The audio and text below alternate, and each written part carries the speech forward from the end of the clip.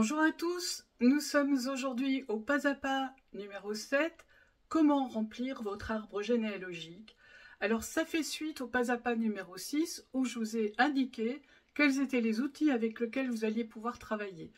Aujourd'hui, nous allons prendre un exemple d'une famille fictive qui a été créée spécialement pour les pas à pas et nous allons suivre leur évolution au fur et à mesure.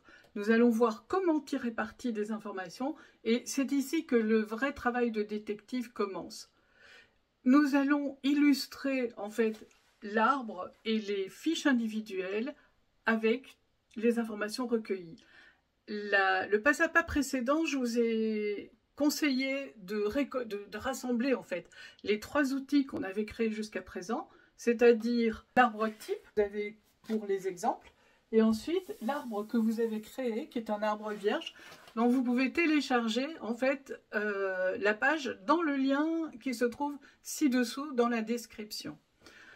Vous allez au fur et à mesure du remplissage ajouter des éléments. Et également au fur et à mesure du remplissage du journal que vous avez commencé à tenir et dans lequel vous avez pu noter des choses, hein, puisque je vous ai dit, vous ne vous préoccupez pas de la chronologie, en fait là vous recueillez des notes, en fait vous faites un travail de reporter, de journaliste, c'est vous le référent de la famille, les personnes ont commencé à le comprendre, donc elles vous racontent des choses. Mais il va falloir les exploiter parce que tout est mélangé, comme je vous l'ai déjà dit, et il va falloir qu'on en tire le meilleur parti pour pouvoir vraiment construire quelque chose d'intéressant.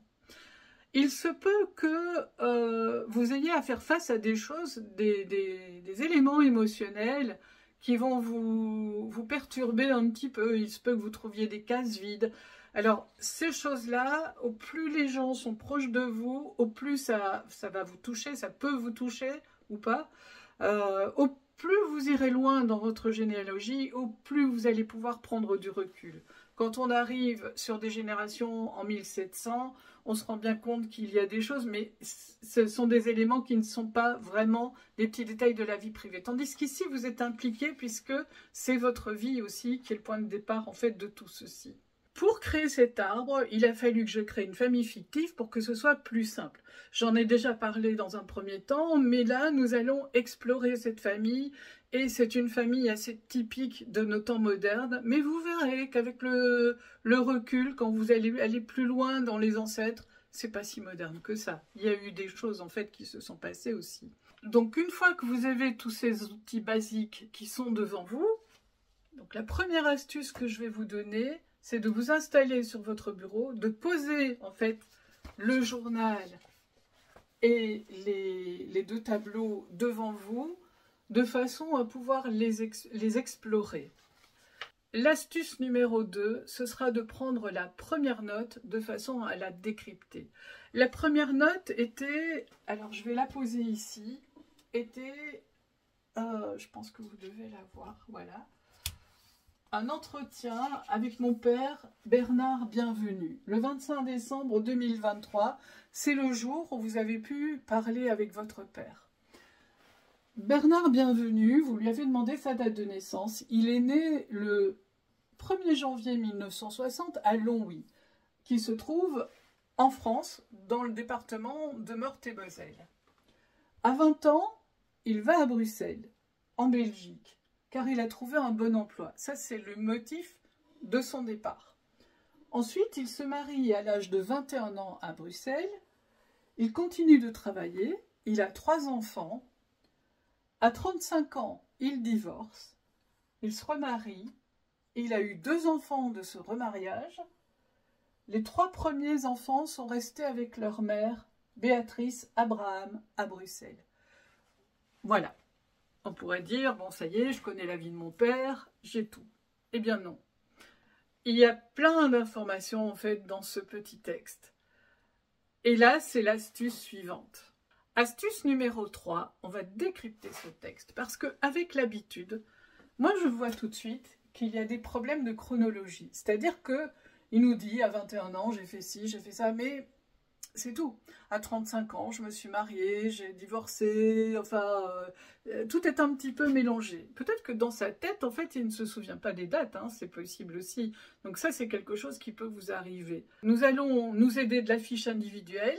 C'est pour ça que nous allons pouvoir décrypter les notes et nous rendre compte qu'en fait, il manque beaucoup d'éléments. Et ces éléments, vous allez les noter sur la fiche individuelle en marquant à chercher, bien sûr.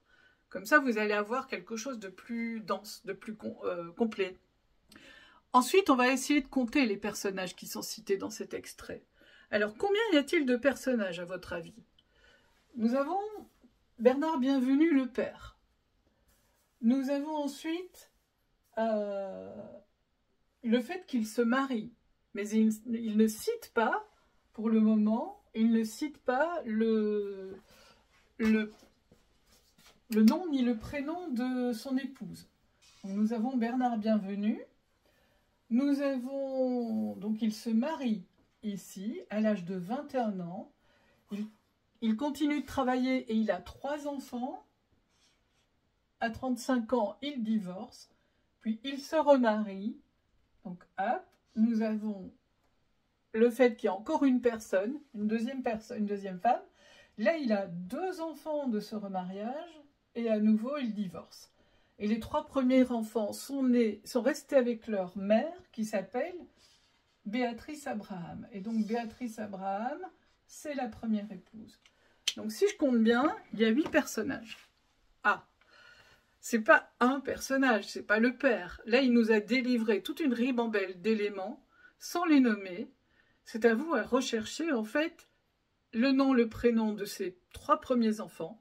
Mais ça, vous allez le connaître, puisqu'il s'agit de vos frères et sœurs. Et ensuite, les 2 autres enfants, qui sont vos demi-frères et sœurs. Et là, tout dépendra de la relation que vous avez avec eux. Vous allez pouvoir les nommer aussi. Et nommer leur mère. Il manque leur mère, en fait. Il manque la date du mariage des parents, de vos parents. Il avait 21 ans, il est né en 60. Est-ce qu'il s'est marié en 81 ? Ce qui est tout à fait probable parce que vous-même, Julien, vous êtes né en 82. Donc, voilà, c'est des liens qu'il faut que vous fassiez. Ensuite, il nous manque les dates de divorce. À quel moment a-t-il divorcé de Béatrice? Et à quel moment s'est-il remarié?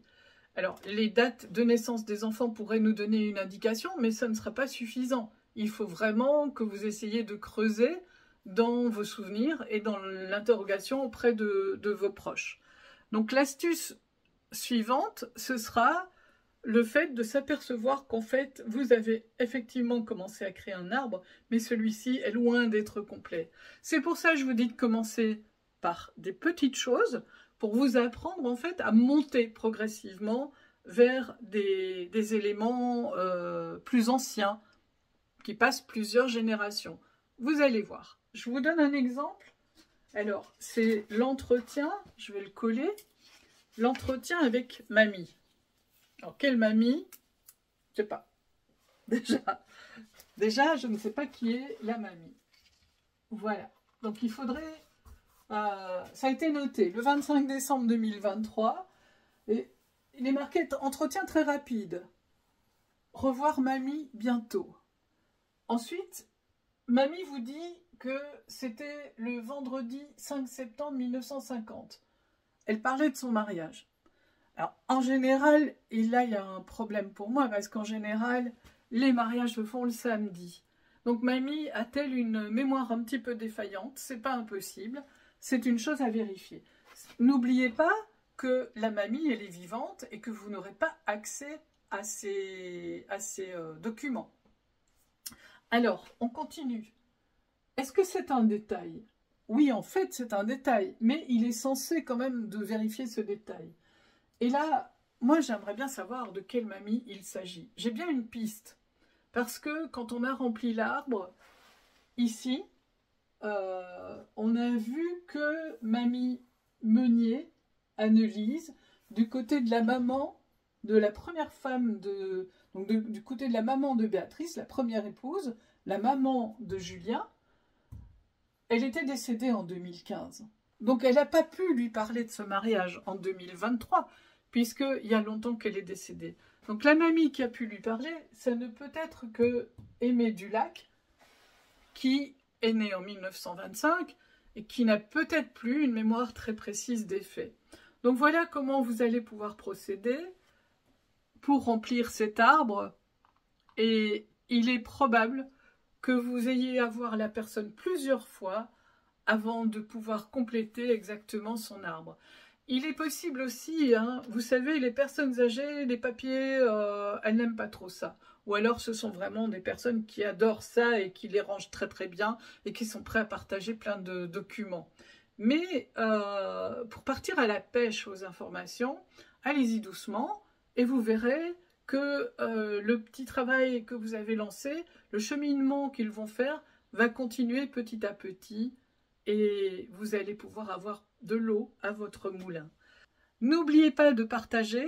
Si vous avez aimé, likez et surtout abonnez-vous pour avoir abonnez-vous pour avoir le prochain épisode des Pas à Pas de généalogie où nous allons parler de mettre les mariages et les enfants en place.